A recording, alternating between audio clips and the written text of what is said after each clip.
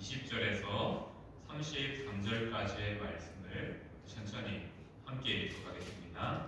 함께 읽습니다. 지혜가 길거리에서 부르며 광장에서 소리를 높이며 시끄러운 길목에서 소리를 지르며 성문 어귀와 성중에서 그 소리를 알아여 이르되 너희 어리석은 자들은 어리석음을 좋아하며 거만한 자들은 거만을 기뻐하며 미련한 자들은 지식을 미워하니 어느 때까지 하겠느냐. 나의 책망을 듣고 돌이키라. 보라, 내가 나의 영을 너희에게 부어주며 내 말을 너희에게 보이리라. 내가 불렀으나 너희가 듣기 싫어하였고 내가 손을 폈으나 돌아보는 자가 없었고 도리어 나의 모든 교훈을 멸시하며 나의 책망을 받지 아니하였은즉 너희가 재앙을 만날 때에 내가 웃을 것이며 너희가 두려움이 임할 때에 내가 비웃으리로다. 너희의 두려움이 강풍같이 임하겠고 너희의 재앙이 폭풍같이 이르겠고 너희에게 근심과 슬픔이 임하리니 그때 너희가 나를 부르리라. 그래도 내가 대답하지 아니하겠고 부지런히 나를 찾으리라. 그래도 나를 만나지 못하리니 대저 너희가 지식을 미워하며 여호와를 경외하기를 즐거워하지 아니하며 나의 교훈을 받지 아니하고 나의 모든 책망을 없인 여겼음이니라. 그러므로 자기 행위의 열매를 먹으며 자기 꾀에 배부르리라. 어리석은 자의 해부는 자기를 죽이며 미련한 자의 안일은 자기를 멸망시키려니와 오직 내 말을 듣는 자는 평안히 살며 재앙의 두려움이 없이 안전하리라. 아멘. 우리가 잘 알고 있는 말 중에 인과응보라는 단어가 있습니다. 발생한 결과에는 그에 합당한 원인이 있다. 원인이 있기 때문에 결과가 있다라는 말이죠. 오늘 본문을 보면 우리의 인생에도 두 가지의 결과가 있다라고 말합니다. 본문이 말하는 두 가지의 결과는 무엇입니까? 첫 번째는 재앙이라고 말하고요. 두 번째는 평안이라고 말하고 있습니다. 이 자리에 앉아 계신 성도님들은 분명히 평안의 결과를 원하실 겁니다. 그런데 이 평안을 만들기 위해서는 원인이 필요하다는 것이죠. 과정이 필요하다는 것입니다.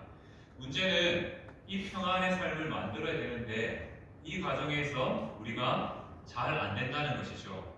그렇기 때문에 성경은 계속 반복적으로 우리에게 말씀하십니다. 오늘 그 반복되는 말씀이지만 그 말씀을 오늘 본문의 말씀을 통해서 함께 살펴보고자 합니다. 자, 오늘 본문의 바르게 이해를 하기 위해서 오늘 본문에 보면 지혜라는 것이 등장합니다. 근데 이 지혜가 의인화되어서 사람이 되어서 등장합니다. 그 지혜가 사람으로 등장해서 이 본문의 주인공이 되어서 어리석은 자들에게, 거만한 자들에게, 미련한 자들에게 말을 하고 있죠. 호소를 합니다. 그 호소의 내용은 무엇입니까? 내 말 좀 들어라. 지혜가 말합니다. 내 말 좀 집중해서 들어라 라고 말하는 것입니다. 자, 우리가 잘 알다시피 잠언 1장 7절 말씀에는 지혜는 여호와를 경외하는 것이 지혜의 근본이다, 뿌리가 된다라고 말씀하고 있습니다. 이 지혜가 사람이 되어서 호소합니다. 하나님의 말씀을 들으라 라고 외치는 것이죠. 그리고 본문은 참된 지혜이신 하나님께서 우리에게 말씀하시기 위해 지혜가 되었다는 사실을 알게 됩니다.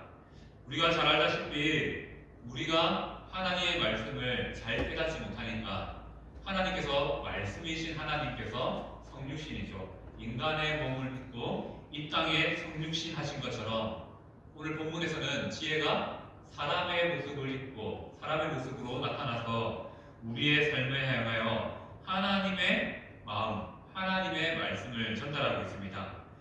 지혜는 우리에게 무엇을 말합니까? 20절에서 23절까지의 말씀을 보면 지혜가 우리에게 말합니다.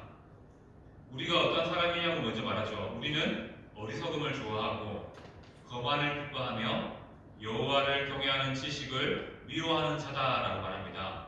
그리고 그러한 우리에게 권면하죠. 권면의 내용은 23절에 나타나는 것처럼 나의 책망을 듣고 돌이키라라고 명령합니다. 하나님께서는 우리의 삶을 향하여서 듣고 돌이키는 삶을 원하신다는 것이죠. 하지만 우리는 어떻습니까? 하나님의 말씀을 듣는 것보다 세상의 쾌락에 만족하며 살아갑니다. 이러한 우리에게 말씀은 다시 한 번 더 지혜가 되어서 인간의 몸을 입고 나타나서 말합니다. 하나님의 말씀을 듣고 돌이키라라는 것이죠. 돌이키면 어떻게 됩니까? 하나님께서 나의 영을 부어주신다라고 말합니다. 또 그 말을 눈으로 보게 하신다라고 말씀하고 있습니다. 우리는 이렇게 말씀에 민감한 신앙을 회복해야 됩니다. 나의 책망을 듣고 돌이키라라고 말씀하시는 이 말씀을 늘 민감한 신앙을 가지고 들어야 된다는 것이죠. 그리고 그 말씀을 통해서 우리는 하나님을 바라볼 수 있는 자가 되어야 된다는 것입니다. 그를 위해서 지혜가 사람의 몸을 입고 나타나서 말하고 있죠. 좀 돌이켜라. 하나님의 말씀을 들으라 라고 당부를 하고 있는 것입니다. 그리고 두 번째 지혜는 우리에게 다시 한번 말합니다. 24절부터 31절의 말씀을 통해서 말하죠. 지혜의 말에 주목하지 않을 때 주어지는 결과가 있다라고 말합니다. 그러면서 그 결과를 말하면서 지혜는 다시 한 번 더 우리를 향하여서 돌이켜라라고 말하고 있습니다. 돌이키지 않으면 재앙의 날이 임하게 될 것이다. 그리고 재앙이 임할 때 지혜는 우리를 향하여 웃지만 또 두려움을 가진 자들은 비웃음을 당할 것이다 라고 말하고 있습니다. 재앙이 임할 때 지혜를 찾는 것은 어리석은 일이라고 말합니다. 인생의 마지막 그 순간에 다 지나고 나서 지혜를 찾는 것, 하나님의 말씀을 듣는 것은 어리석은 일이라는 것이죠. 우리가 흔히 사용하는 것처럼 떠난 기차, 떠난 버스에 손을 들어도 다시 돌아오지 않는 것처럼 말입니다. 하나님의 말씀도 동일하다는 것이죠. 이렇게 살라라고 말씀하실 때 우리는 돌이켜서 그 말씀을 듣고 순종해야 된다는 것이죠. 순종하지 않고 있다가 심판이 날이 되어서야 그제야 순종치 않음을 슬퍼하고 근심하면 무슨 소용이 있겠습니까? 순종이 어려울 수도 있지만 우리가 하나님 앞에 섰을 때 부끄럽지 않기 위해서 오늘 말씀처럼 지혜의 말에 귀 기울이는 우리의 삶이 필요하다는 것이죠. 그렇게 우리가 지혜의 말에 귀를 기울일 때 어떤 삶이 펼쳐집니까? 재앙이 아니라 평안의 삶을 맞이하게 된다라고 말씀하고 있습니다. 이웃주 사람은 31절 말씀처럼 자기 행위의 열매를 먹으며 자기 꾀에 배부른 존재라고 말합니다. 지혜의 길을 걷는 자는 하나님의 도우심과 보호하심이 삶의 의대로 이끕니다. 하지만 그 지혜를 무시하면 재앙과 공포와 파괴의 열매를 맺을 수밖에 없는 것이 우리의 삶이라고 말씀하고 있습니다. 결국 우리의 삶은 믿음과 행위를 따라 심판받는다는 것이죠. 심판날 여호와를 경외하는 지식을 가진 자들은 두려워할 필요는 없죠. 왜 그렇습니까?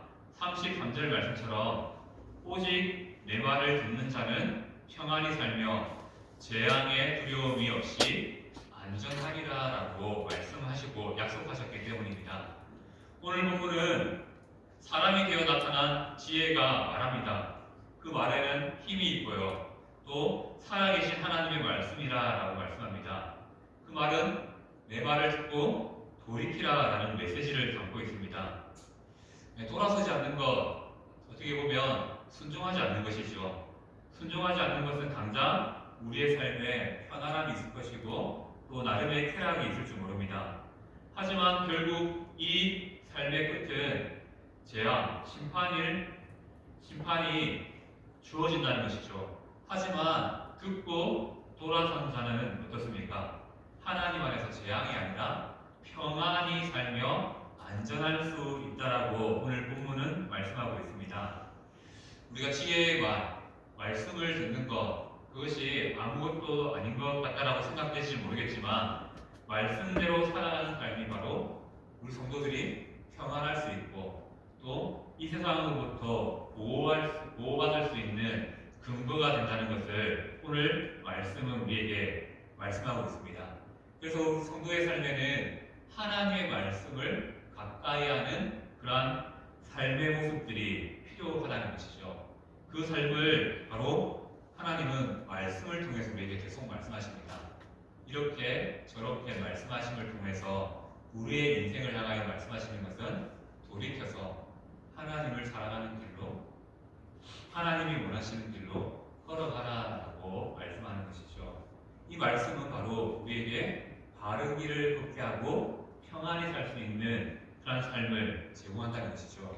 자, 언젠가 몇 년 전에 광양에 있는 한 공원에 간 적이 있습니다. 사람들이 열심히 걷기 운동도 하고 있고요. 근데 그 공원 내에 표지판이 많이 붙어 있는 겁니다. 뭐라고 붙어 있냐면 뱀 조심, 뱀 조심, 뱀 조심. 공원인데, 만들어진 공원인데 뱀 조심이라는 이 단어가 붙어 있는 겁니다. 설마 뱀이 나오겠냐? 아직 계절이 완전히 따뜻하게 풀린 것도 아니고 나오겠냐라고 생각하면서 길을 걸었습니다. 나무 태클을 따라 걷다가 제가 무슨 생각인지 모르겠어요. 그 태클을 벗어나서 밑에 발을 딱 내딛는 순간 갑자기 초록색 뱀 한 마리가 쉬 하는 거예요. 오, 진짜 뱀이 있구나. 아, 괜히 그 뱀 조심을 잘하는 게 아니구나.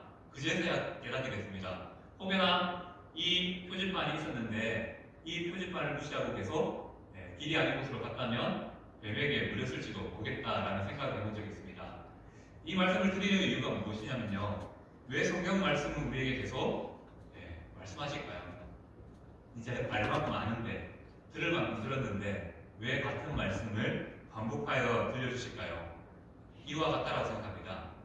우리가 표지판을 보고 지키지 않는다고 해서 당장 뱀에 물리는 것은 아닙니다. 맞죠? 아닙니다. 그런데 그 삶을 계속 반복하다 보면 언젠가는 이 뱀에게 물리는 날이 생길지 모르겠습니다. 이와 마찬가지로 하나님의 말씀은 단장 순종하지 않아도 우리의 삶에 큰 변화가 없을 수 있습니다. 하지만 결국 보면요, 하나님께서 우리를 지키시고 평안 가운데 거하게 하시려고 말씀을 들려주신다는 것이죠. 그래서 우리는 그 말씀의 길 안에 서 있으면요, 하나님의 보호를 받게 되고 결국 오늘 말씀이 말씀하시는 것처럼 평안히 살며 마지막 날을 두려워하지 않는 인생이 될 수 있다라고 말씀하고 있습니다.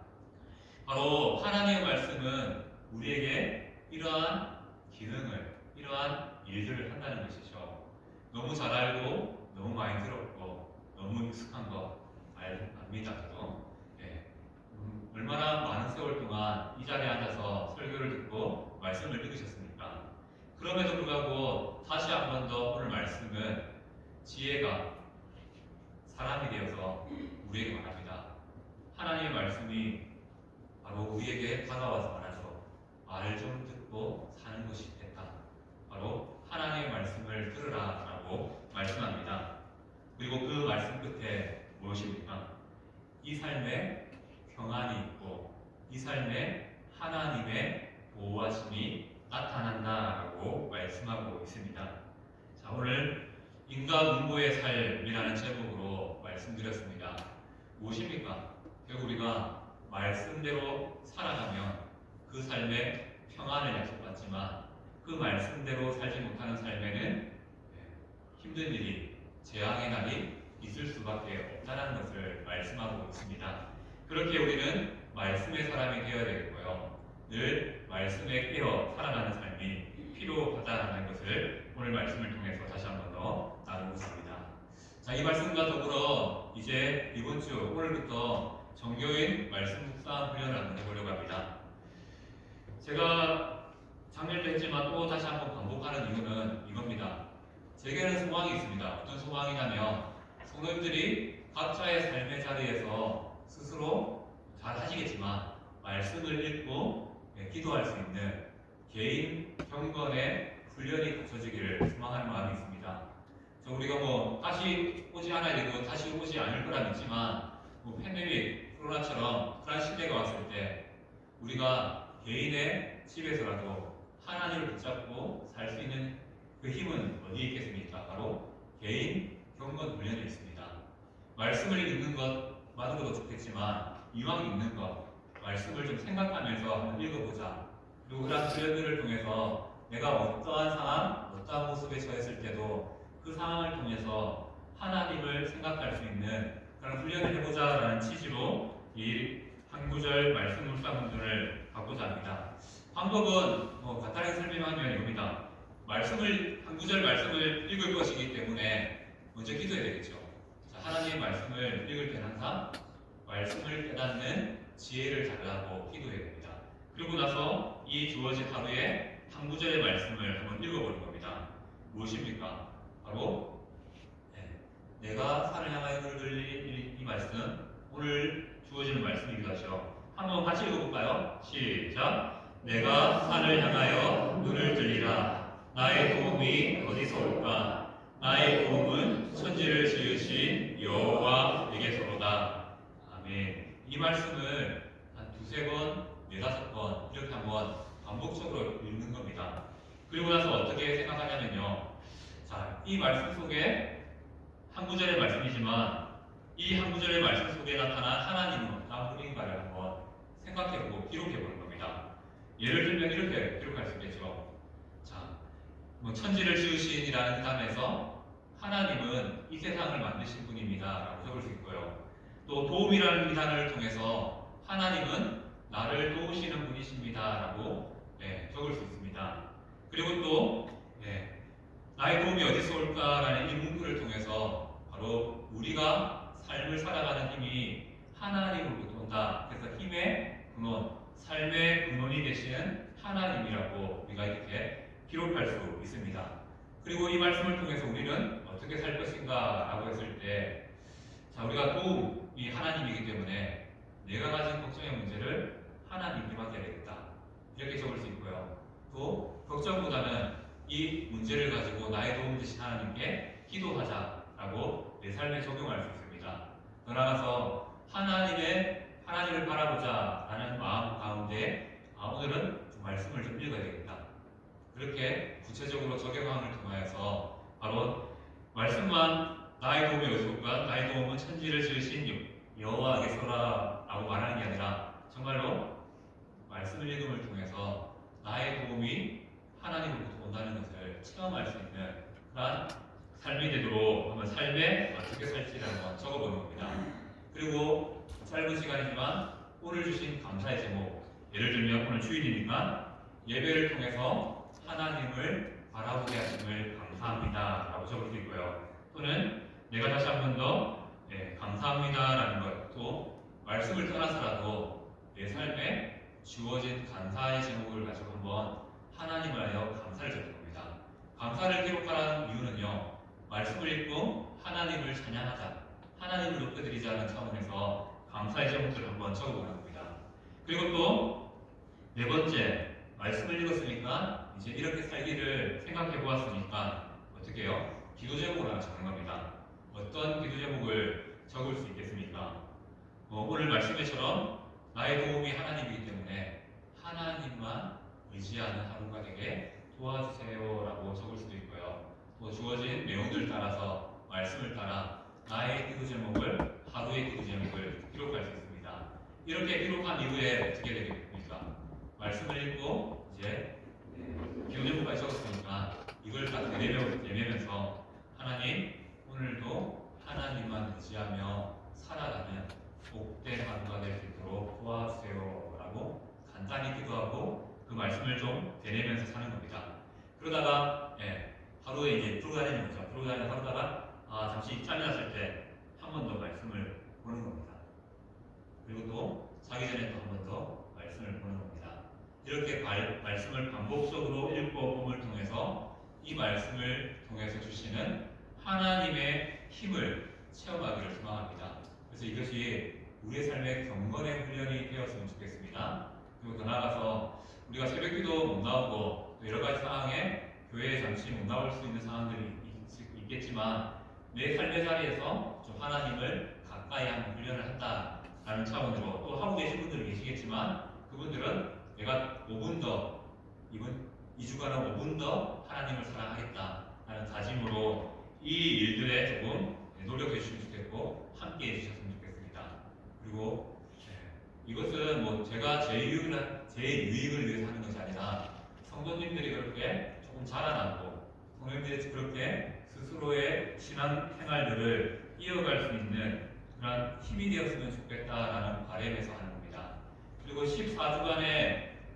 이 말씀들은 새 힘으로 비상하라라는 이 주제 아래서 하나님이 주시는 힘, 무엇이 있을까를 고민하면서 뽑아놓은 말씀들입니다. 그래서 아마 읽으면 하루하루 힘이 되는 말씀이 될 것입니다. 그래서 2주간 짧다면 짧고 길다면 긴 시간 동안 하루에 3분에서 5분 시간 동안 하나님을 조금 더 묵상함을 통해서 오늘 본문의 말씀처럼 하나님이 지혜가 되어서 우리의 삶에 말씀하실 때 그 삶이 바로 하나님 우리를 평안으로 인도하시는 삶이고 우리를 말씀 가운데 보호하시는 삶이라는 것을 기억하면서 이 길을 함께 기쁨으로 즐거움으로 걸어가는 성도 되시기를 소망합니다. 이렇게 한번 말씀 묵상에 함께 해주시면 감사드리겠습니다. 자, 말씀을 마치면서 오늘 주어진 말씀을 기억하면서 다 함께 잠시 기도하기 소망합니다. 우리가 앞서 말씀드렸던 것처럼 우리의 인생에는 하나님이 주신 말씀이 표지판이 됩니다. 이 표지판은 당장 우리의 삶에 어떤 영향력으로 나타날 수 있습니다. 예를 들면 뱀조심이라는 이 표지판이 내가 그 길 간다고 뱀에 물리겠습니까? 어쩌다가 걸릴 수밖에 없는 일일 수 있습니다. 그럼에도 불구하고 이 표지판이 있기 때문에 조심하면 우리의 삶이 안전할 수 있고요, 평안할 수 있습니다. 하지만 이 말씀의 기준, 이 표지판을 무시하면 어떻게 되겠습니까? 결국 우리의 삶이 언젠가는 재앙 가운데, 어려움 가운데 거할 수밖에 없다라고 말씀하는 것이죠. 그렇기 때문에 우리는 성도로서 하나님의 말씀을 매일의 삶에서 듣고 되뇌는 훈련이 있답니다. 그 훈련이 바로 한 구절 말씀